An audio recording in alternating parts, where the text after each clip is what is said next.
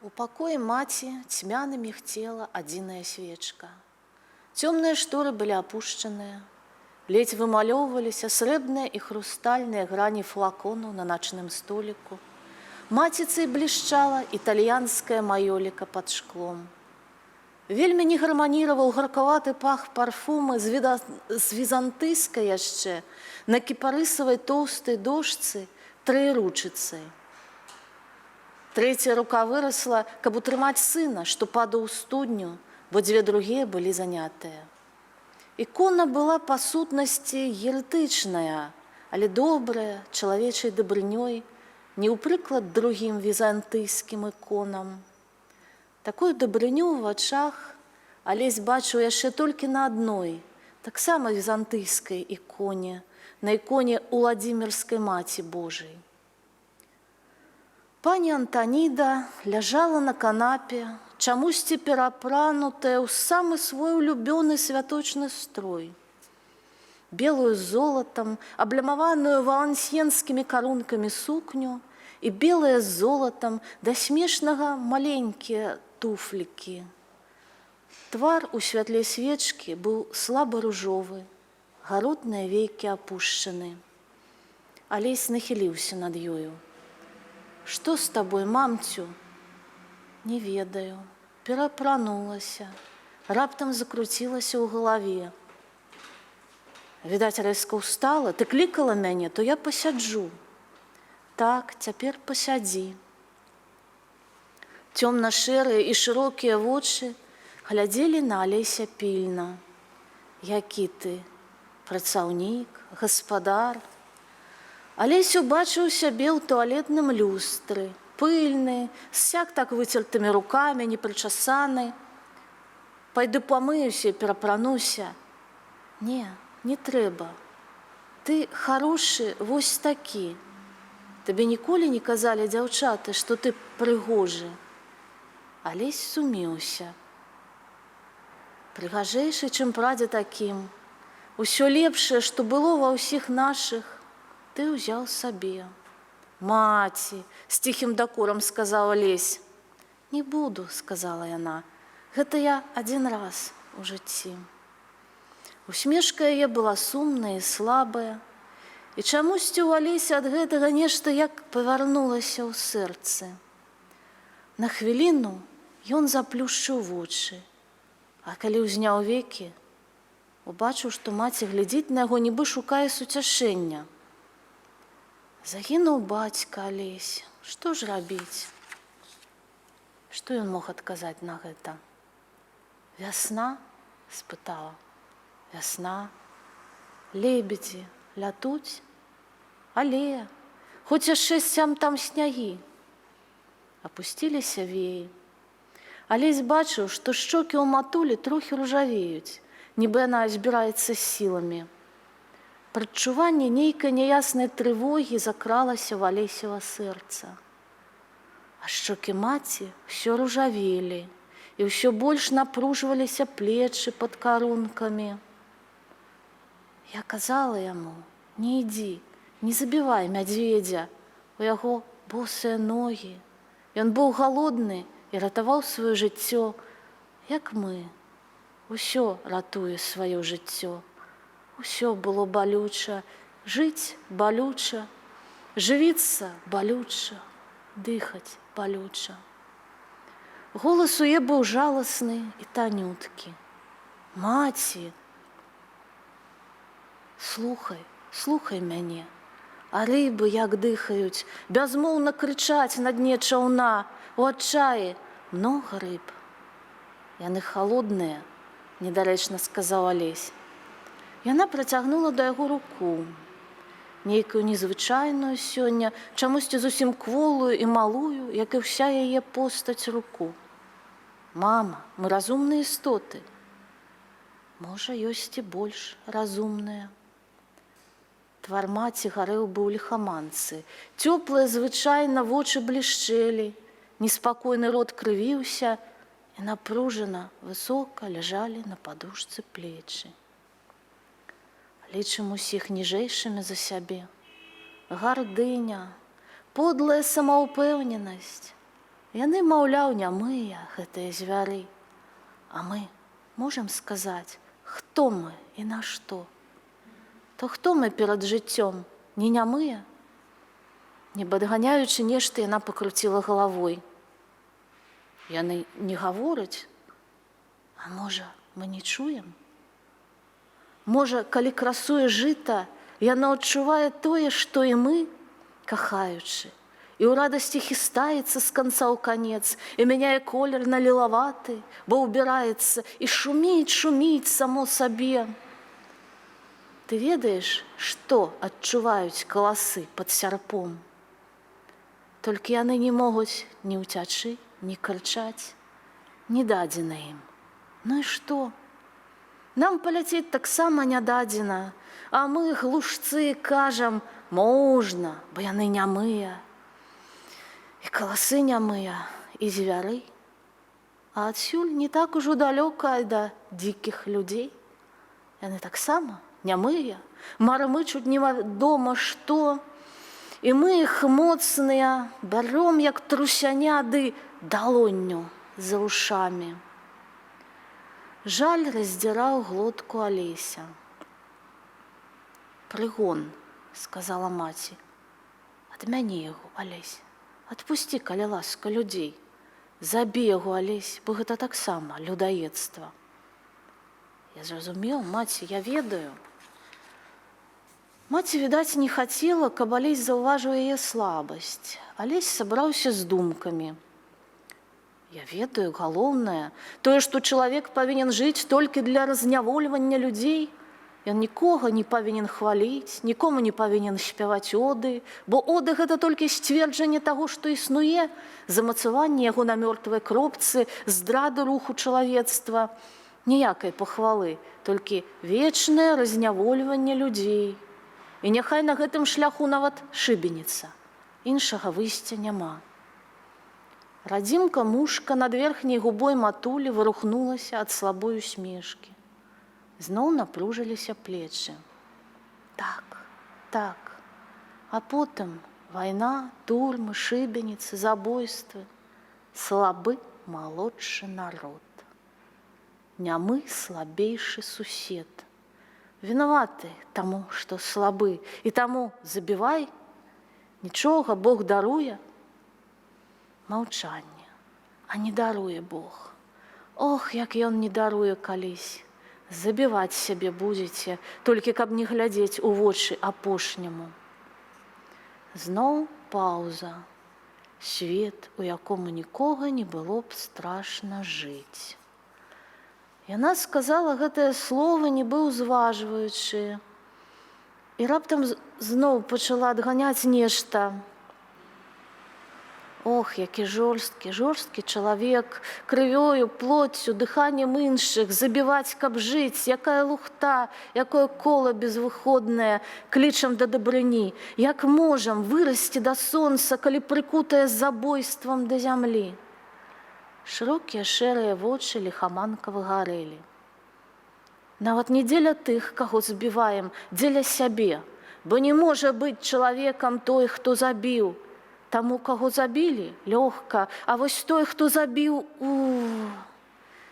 заплюшчыла вочы. А потым прыходзіць расплата і для нас, прыходзіць і вяжа па руках, кідае на спіну. Голас раптам стаў цвёрды.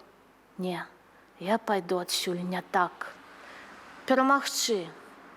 Нешта такое мяцежнае было ў голасе маці, што ён раптам кінуўся да шторы і са звонам рассунуў яе. Аблічча было жывое толькі пры ружовым святле свечкі. Акрамя вачэй да 2 ліхаманкавых плям на шчоках, жывога ў ім не было нічога.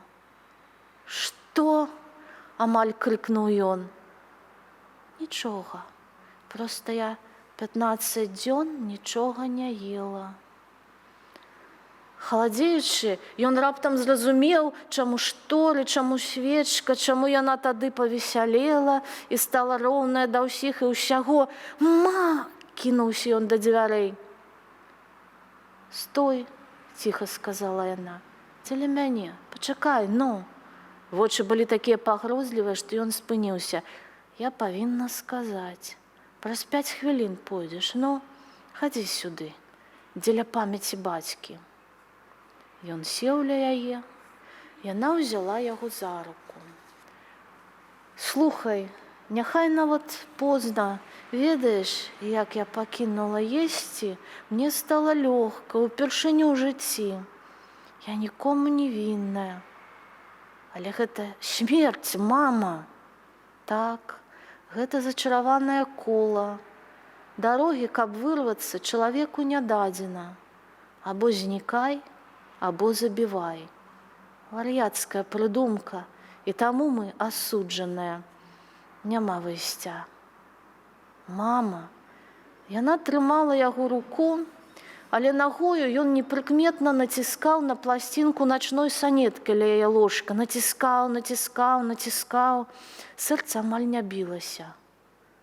Я ляжала без рухаў, каб даўжэй думаць. Доўга думала. І вось... Ён ціснуў пласцінку санеткі, ціснуў. Ніхто не ішоў. І ў адчаі ад гэтага ён спытаў: «Нашто ты гэта зрабіла?» «Ты даруеш мне, ты астанешся моцны, бо ў цябе вялікая, высакародная мэта. А я заўсёды была непрыдатная. Цень і ўсё». Алесь фізічна адчуваў, як павінен калаціцца званок у пакоі Анешкі. Божа, толькі б хутчэй прыйшлі. Нашто? Я была прыдатная толькі на гэта – узбунтавацца. Пакараць сябе за ўсіх. Вочы яе лавілі ягоныя вочы. Можа, хоць па кроплі маёй крыві Бог пакладзе на астатніх і даруе ім. Не ведаюць, бо, што робяць. Голас раптам стаў амаль пагрозлівы. І ён таксама. Прыкуць такі дух да быдлячай абалонкі. Як ён мог жэрць, як жывёлы, адкідаць, як жывёлы, раджаць дзяцей, як жывёлы, і любіць іх за тое, што забіваюць у дрэнь. Хіба вінаваты людзі, калі ў помыслах сваіх ім бы жывіцца святлом. І ўсё ж я выпрасіла дараванне. Ён націскаў пласцінку. Што, яны аглухлі там усе, ці што? Нашто ты так? Нашто? Не маем права. І мне страшэнна шкада вас, бацькі, Вацака, і асабліва цябе. Ты ўразлівы, тонкі. Ведаю, не маем права, шкада. Можа, гэтымі днямі я выкуплю права на вас, і вы атрымаеце за агульную неяк жыць на зямлі, не несці адказнасць за агульную віну. Варухнулася. Трэба было давесці. І за тое, што я сваячка Кроера, і за ўсіх чыста людзей, і за яго беднага, і за сябе. Трэба было давесці, што мы не забойцы, што мы ад адчаю жывем жыццём другіх, хоць некаму збунтавацца. Каб ведалі, што гэта нам крайняя пакута, што людзі думаюць над гэтым. Здаецца, пачыналася трызненне, вочы глядзелі вышэй яго. Я яго страшэнна кахала. Дай Бог, каб цябе так. Дрыжучы, ён схіліўся да яе. Яна дакранулася вуснамі да яго вачэй. Ты панясеш мае вочы далей. З вялікім, з апошнім высілкам дакранулася да яго рукі. Абяцай мне, абяцай, што ніколі без крайняй, без смяротнай патрэбы не адбярэш жыцця ў жывога. Ён кіўнуў галавой. І тады яна, нібы вычарпаўшы ўсе сілы, апусціла плечы. Толькі тады. Апусціліся і веі, цяпер спакойныя. На павеках ляжаў блакітны цень. Не памятаючы сябе, ён кінуўся ўніз. Людзі, лекара, людзі. Але яшчэ раней, чым прыбеглі людзі і лекар, пані Антаніды пачалася агонія. Дзіўная, спакойная агонія падобнае на згасанне лампады, у якой усё выгарала датла. Яны сядзелі ўдвух у пакоі дзеда. Ён заўсёды спыняўся ў ім, калі прыязджаў за горшчыну. Алесь трохі адышоў, так і не выплакаўшыся. Дзед, ва ўсякім разе, больш не баяўся за яго. Так яны і сядзелі пад адным агульным горам, вельмі стары ды малады. А паміж імі стаяла пляшка кмяноўкі, ды запыленая быў фуфайцы бутэлька віна. Ведаю, і для цябе занадта, так вось, за некалькі тыдняў. Але ты чалавек. Стой, зачапіся і стой. Ды мяне, старога эгаіста, пашкадуй. Я, Алесь, сапраўды стары. Перад табой будучыня, свае дзеці, а перада мной магіла, і дзяцей маіх няма. Адны самотныя у вялікім доме. Ты яшчэ пусціш карэнне, а я, як старая таполя, што выпусціла парасткі, а іх пасціналі. А на новыя сілы няма. Адзін застаўся, ды той, адзін ты ў мяне. Сохну я, як дрэва, абсечанае да абгарэлае. Ты мяне пашкадуй. Я не буду, дзеду, але не дарую я сабе. Як мог так паглыбіцца ў сваё, не заўважыць. Кожную вясну і восень заўсёды гэта так было, што яна зачынялася. Ніхто не мог бачыць, але ўсё адно, як я мог дапусціць. Не памагло б.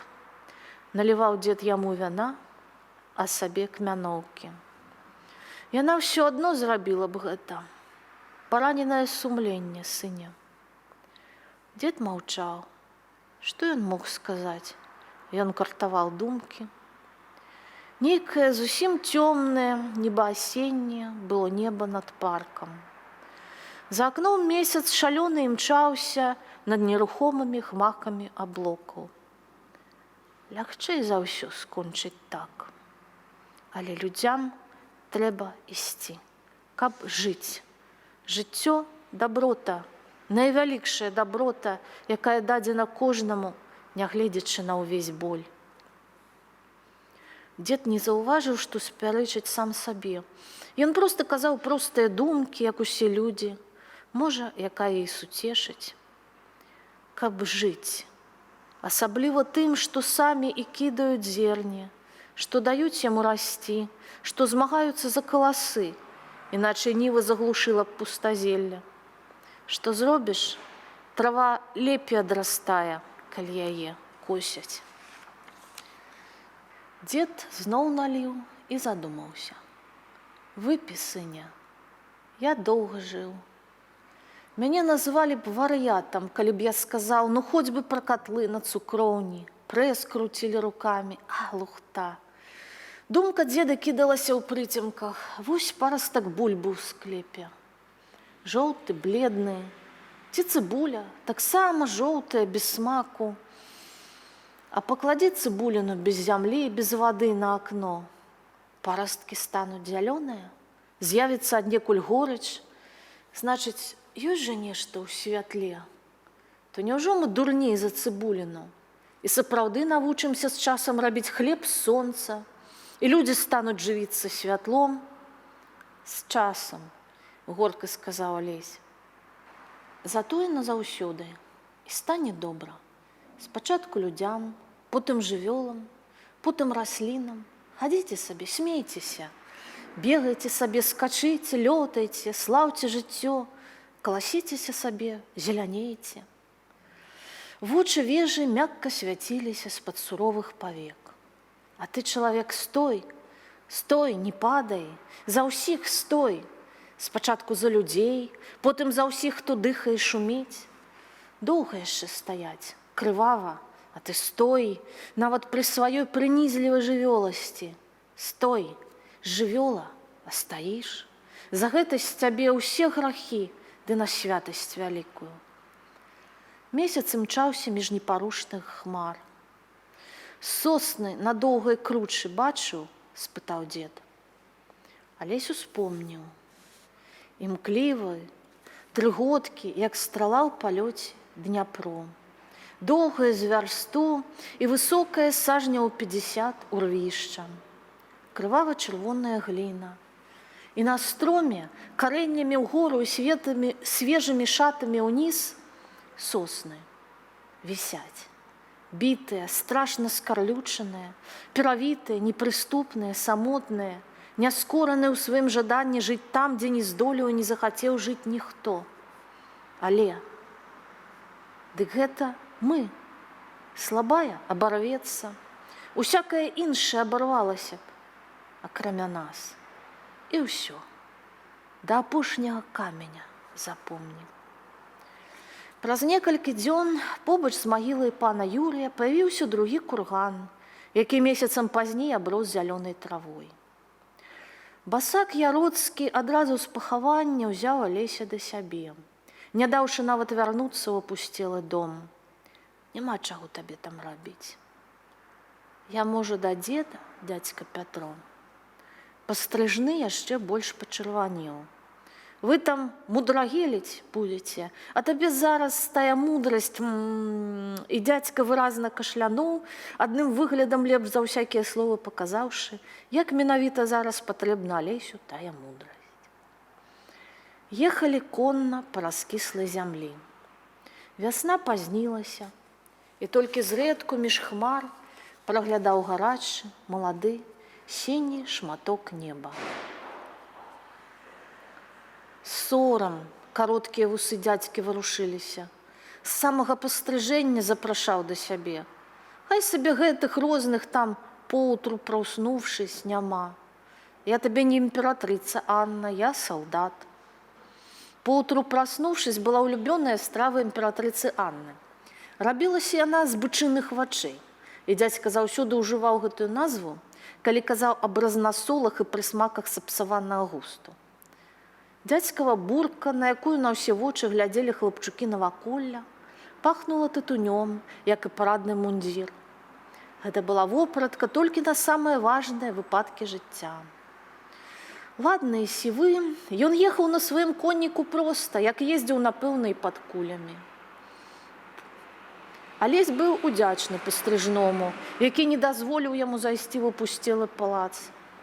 Усё разумеў стары. Сказаць часам не мог, але разумеў усё.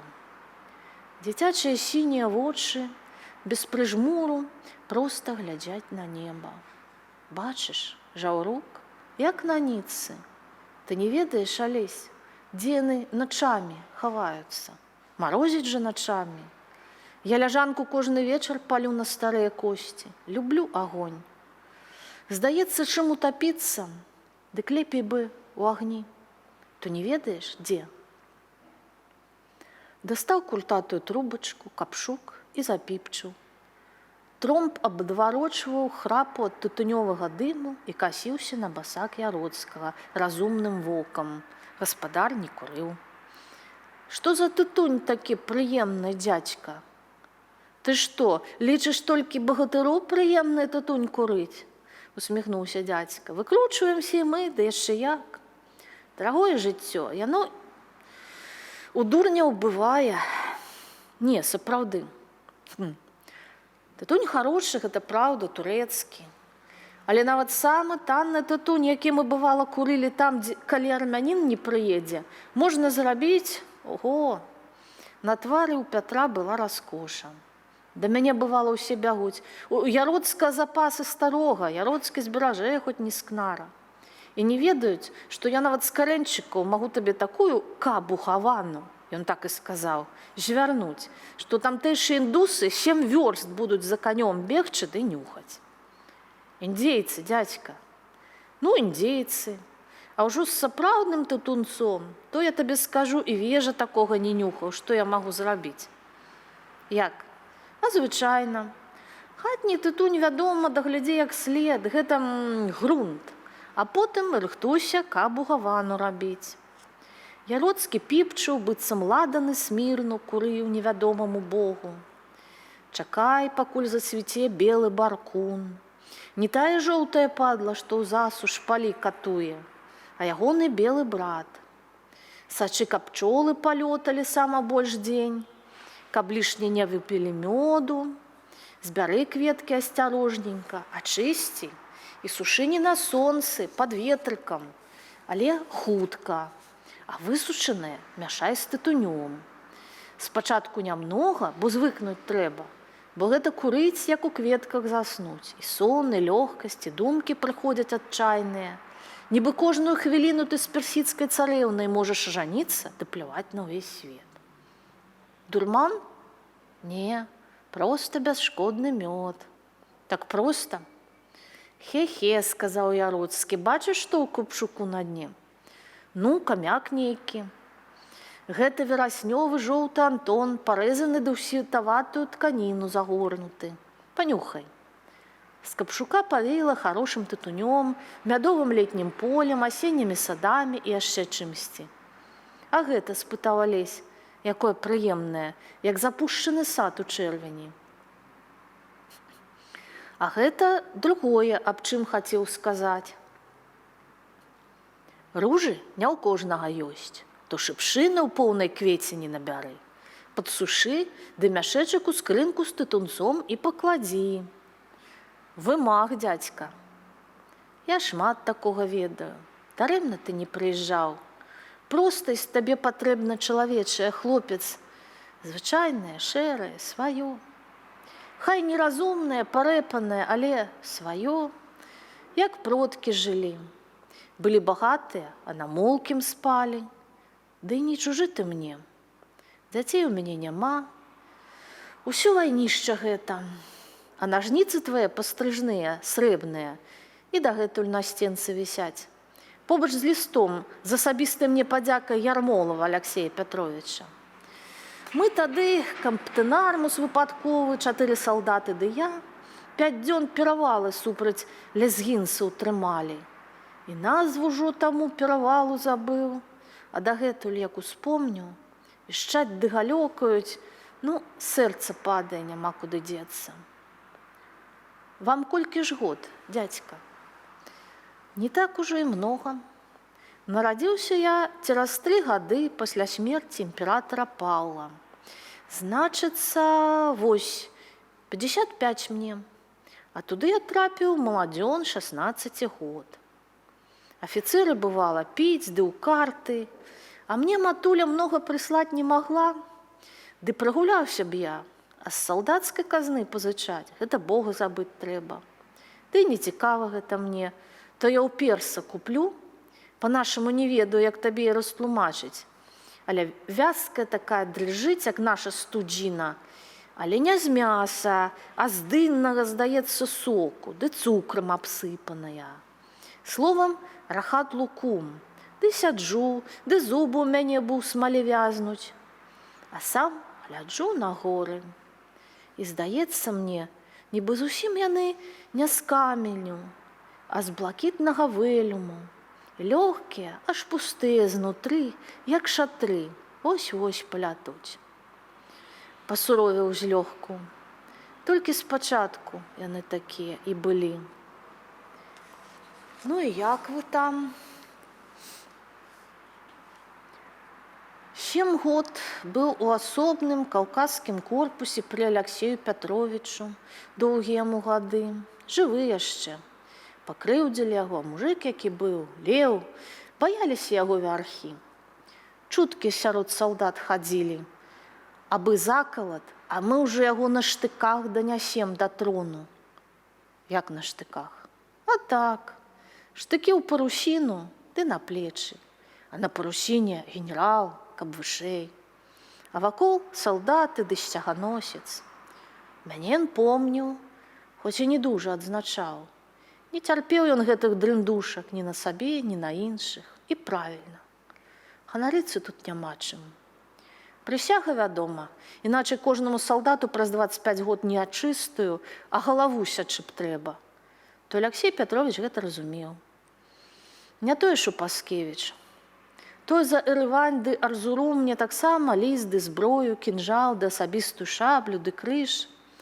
А я гэта ўсё ў скрыні трымаю. Выбіў люльку, крэкнуў, нібы глынуўшы чарку. Пасля праваяваў я год з лішнім з Паскевічам Іванам Фёдоровичам. 8 год было ўжо маёй службы. Адзначыў ён мяне пасля таго, як крэпасць бралі. Як бы яна і гэта забыў. Але пакрыўдзіў ён мяне там моцна. Шпуры, кажа, трэба весці ды ўзрываць. А я яму: дазвольце сказаць, не трэба гэтага. Прыдатная крэпасць нам спатрэбіцца. Войска многа, пакіньце яе ў абцугах ды зморам яе. Шкада крыві. А ён: вы баецёся, здаецца? Графства дурное. За такія словы дурніла салдат, дзе і не трэба, на смерць ідзе. Яроцкі казаў глуха і спакойна, нібы аб тым, як яны ўчора паабедалі. Я пайшоў, ды, пакуль яны там валтузіліся з падкопам, самавольна тую крэпасць узяў. Давялося яму на свечку папляваць, а порах здаць у цейхаус на рабунок. Зразумеў, што пакрыўдзіў мяне. Як наведвае наш полк, то не аб мяне, каб не спытаць, як жывеш, зямляк, ды паімеў па бацьку, усміхнуўся. І вось хоць што кажы, хоць і наш беларус, а не любіў я яго нябожчыка. І тады, і цяпер. І не за палякаў, што ён з імі ўчыніў. Гэта прысяга, і хто Богу не вінаваты, а так проста. Слізкі быў чалавек, царадворац. Душа, здаецца, на розхрыст, а сам хітры, як лін. Коні ступалі па падсыхаючай зямлі. Жаўрук, як на гумцы, торгаўся між небам і зямлёй. Тут матуля памерла. З'ездзіў сюды, абсадзіў магілку. Пуста, тужліва. І палову в отпуску не адбыў назад. Тут трапіў я на лінію па крэпасцях. Чачня. 9 год на лініі. Быў я ўжо капітан. 30 год мне было. І 14 год я служыў, калі стаў над Дагестанам і Чачнёю Шаміль. Па-нашаму ці то цар, ці то мітрапаліт, па-іхняму імам. І маць нашых, значыцца, пастаўлены. Ну і тут пачалося. Божа мой, б'юцца людзі, паляць, рэжуць. Сінія вочы Яроцкага пацямнелі, хрыплаваты бас прыглухнуў. З генералам Галафеевым у Чачню хадзіў, лік сутычкам згубіў, крывішча лілася. У 49-м годзе было мне 45, а праслужыў я 29 год. Зранены ўвесь, як стары воўк. Пайшоў я ў чыстую, з пенсіяй ды чынам маёра. Хутка жылі людзі, хутка зношваліся. Ды я вырашыў. Хопіць, трэба і пажыць. Выслужыць многа я больш не мог. Служылі з нашых адзінкі, сувязяў няма, ведаў асаблівых таксама няма. Далей служыць не было сэнсу. А такіх армейцаў было там 300 беркаўцаў, ды яшчэ напарстак. А смеласць? Не быў я смелы, ніколі не быў. А нават каб бы быў, то сярод нас, кіслай шэрсці, смялейшых за мяне было б, як да тыфліса зарыванне ракам ставіць. Да я і ўзрадваўся чыстай. Шчыра кажучы, непамысна мне на душы стала. Дзядзька зноў закурыў. Залілі мы гэтыя сінія горы чалавечай крывёй. Горш за іх дзікуны да свалота беспардонная. Воінаў што, джигітаў што паклалі за гэтыя 29 год. Дык яшчэ ж пасля мяне 10 год мінула, а ўсё ваюем, маленькіх не можам адолець. А шкада людзей, цікі яны галаварэзы, але справядлівыя і сябры верныя. Гляджу, лепей мне з імі ляпёшкі есці, чым... А, ды што там?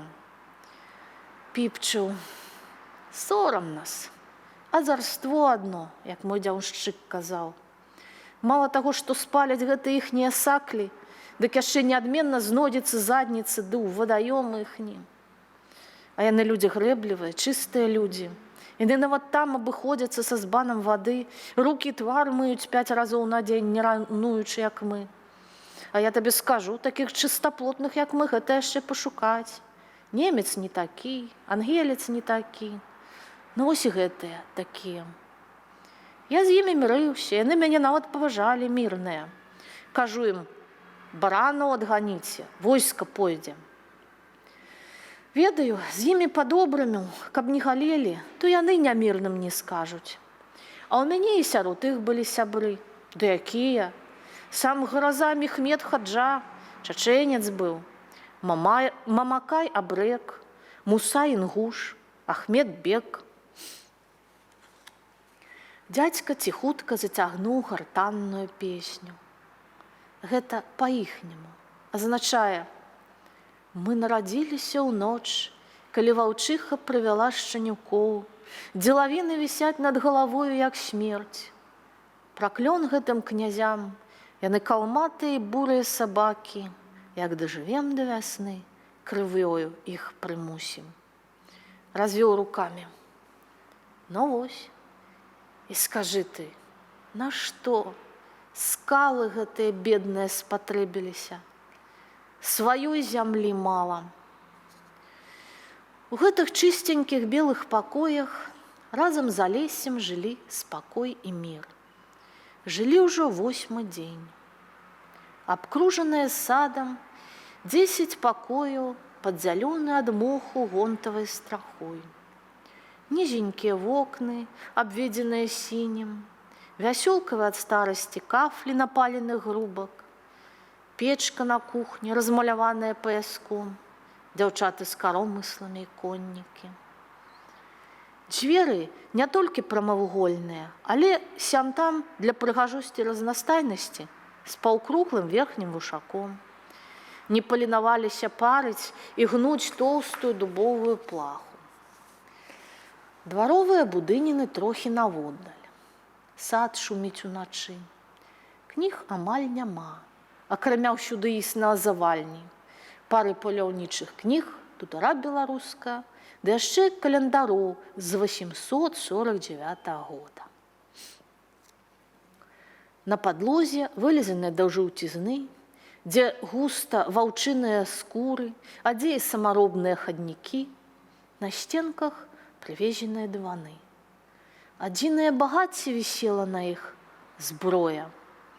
Дзіўнай прыгажосці каўказскія шашкі, пісталеты, фіцільныя крамянёвыя, аздобленыя срэбрам стрэльбы.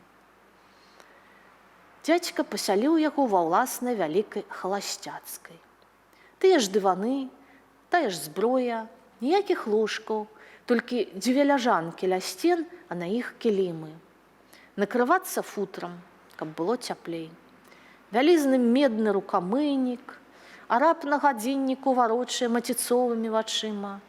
Ды яшчэ столік, на ім віно і закуска, калі ўначы зодзіцца жывот з голаду. І дзіўна, нягледзячы на тое, што ў Загоршчыне і вежы такога не было, што елі ў дзядзькі пад завязку, ён і сапраўды цяпер адчуваў кожную ноч голад. Кожны вечар лазня, брат, а лазня ў мяне адмысловая. Лазня была сапраўды адмысловая. Адзіны новы будынак фальварка, наводдаль, за плотам. Старая згарэла 3 гады назад. Не тое, каб агнём, а проста так ужо напалілі. Такі быў ёй мятны да густы дух з парай, што яна ціха сабе сатлела за ноч, не вытрывала. Прыйшлі раніцай, а лазні няма. І я па суседству з табою. Ты, калі хочаш, дзвярэй на ноч не зачыняй. Унь табе з ляжанкі печка з калідору відаць. На світанне яе запаляць. Не ведаю, як ты, а я люблю раніцы яшчэ ў цемры прачнуцца ды пакачацца пад футрам, гледзячы на агонь ды слухаючы, як гудзе.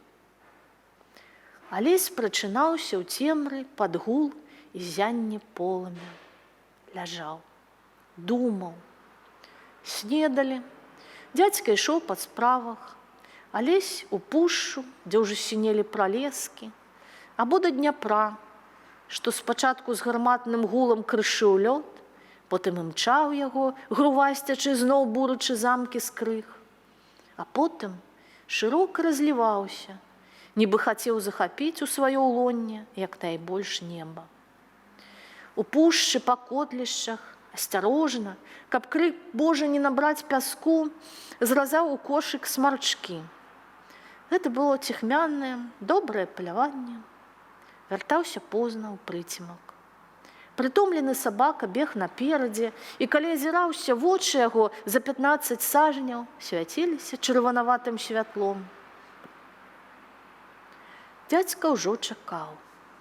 Дастаў з гарлачоў яблыкі, не салёныя, не мочаныя, а сакрэт кухаркі, як быццам свежыя, і толькі залітыя адной халоднай вадой, і таму асабліва сакавітыя ад яе. Аднак гэта была не проста вада і не расол, а нешта зусім іншае. Нібы ў ваду налілі яблычнага соку, кіславата-сладкаватая, з пахам свежага яблыка. На пахмелля за вушы не адцягнеш. Перад сном, каля лесь ужо ляжаў, людзі прыносілі 3-4 велізарныя ахапкі саломы і клалі на падлогу пры ляжанцы. Прыходзіў дзядзька пагаманіць з гадзіну перад сном.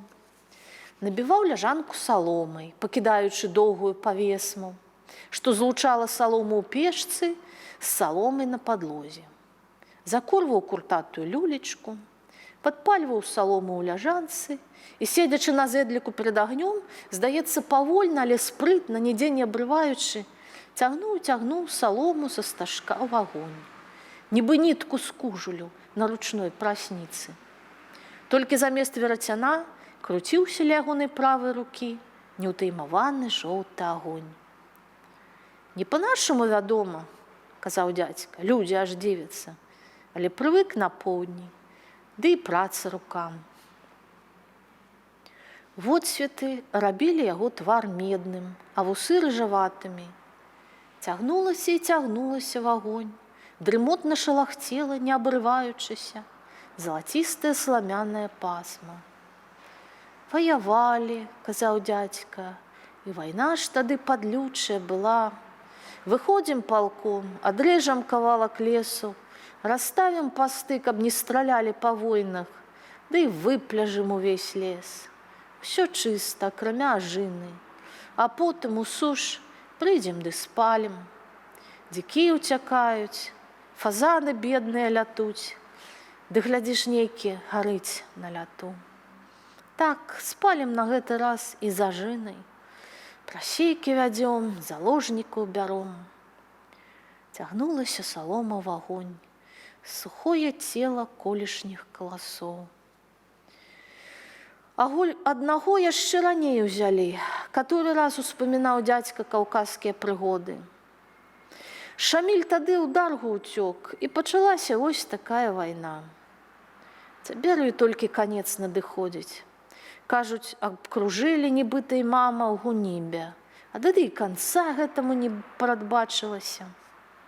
Пашлі мы з галафееўскай экспедыцыі на Чачню. Жыхары ўцякаюць, быдла крычыць.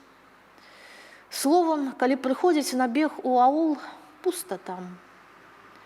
Адны старыя ды куры, а то і старых няма, адны куры. Тут ужо казакаў за рукі трымай. А калі аул блізка, і там у кагосьці з казакаў кунак ёсць, казакі салдат трымаюць. Вайна, вядома. Назовем для прыкладу 3 аулы: вялікі, малы, сярэдні, хунзах. Гэтыя назвы зараз прыдумаў для прыкладу. То вайна прыблізна такая будзе, па данясеннях. Узялі аул малы хунзах, жыхароў перабілі, курэй злавілі і з'елі, сахлі спалілі, мячэць загадзілі. Узялі сярэдні хунзах, мячэць запаскудзілі, саклі спалілі, пералавілі і з'елі курэй. Узялі аул вялікі хунзах, курэй пералавілі і з'елі, мячэць загадзілі, саклі спалілі. Паўсюль, як бачыш, аднолькава. Усёй розніцы, што спачатку, а што потым. Да яшчэ малому хунзаху разам з жыхарамі дасталося, бо ніжэй па гары ляжаў. Старыя салдаты і афіцэры гэтым грэбавалі. На шчанюкам, вядома, прывабна. Начальства загадвае, ягоны адказ, краўшы, хлопцы. Ды гонар.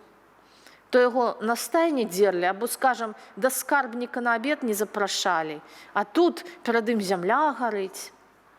З той прычыны, што вайна не вайна была, звярэлі людзі. І ўжо як дойдзе да кінжалу і куль, то трымай іх толькі. Але рэдка сапраўдная справа была. Аднойчы пашлі лес сячы, і раптам напад. Дзень біліся. Рэчка там такая ёсць, назвы не нашы, то забыў Валерка, Валетка, Валерык.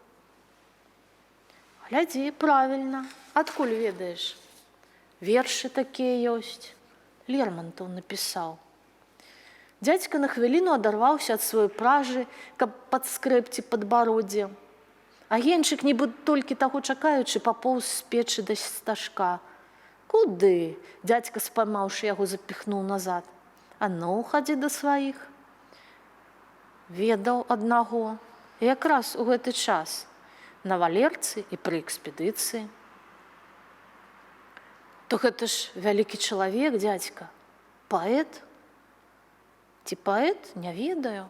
А што паручнік, добра помню. Афіцыр быў неблагі. Толькі свавольны, непаслухмяны. Не хацеў у экспедыцыі ваяваць. Сэрца, значыць, яму не дазваляла, каб загадвалі.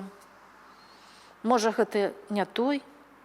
Міхал Юрьевич, правільна. Ах, чорт.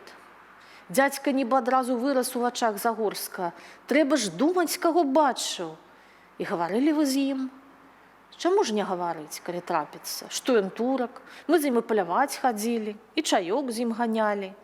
Я там ад кавы нашы адвык, усё чаёк ды чаёк. Выключна мы з ім чай умелі рабіць. Сакрэты былі розныя. Ён свой у аднаго сябра выпытаў. Забілі яго потым пад Грознай крэпасцю, па-дурному зусім. А мне мой сакрэт дарам дастаўся. Хочаш, каб кава або чай добрыя былі? Кладзі як мага больш і таго, і другога. Раскажыце, дзядзька, які ён быў? Які? Звычайны, вочы ды нос ды дзве рукі. Несамавіты такі. Ногі крываватыя, нібы дзіцем на рахіт хварэў. Звычайны армейскі афіцэр. Толькі што багаты. Аб чым гаварылі хаця? Помні, думаеш, пра што з кожным афіцэрам гаварыў? Эх, дядька, дядька, падумаў сам сабе Алесь, пашанцавала табе, а ты ледзь не плюнуў з прыкрасці. Але потым падумаў, што віны басак Яроцка тут няма. Звёў лёс са звычайным армейскім афіцэрам, якіх Пятро сапраўды бачыў сотні. Хто адрозніць пад шэрым сукном адно сэрца ад другога? Эх, людзі, і сапраўды сорам нас. Помню толькі, што незвычайнай храбрасці быў чалавек. Нашто ж у тыя басурманы, ён і іх перабусурманіў.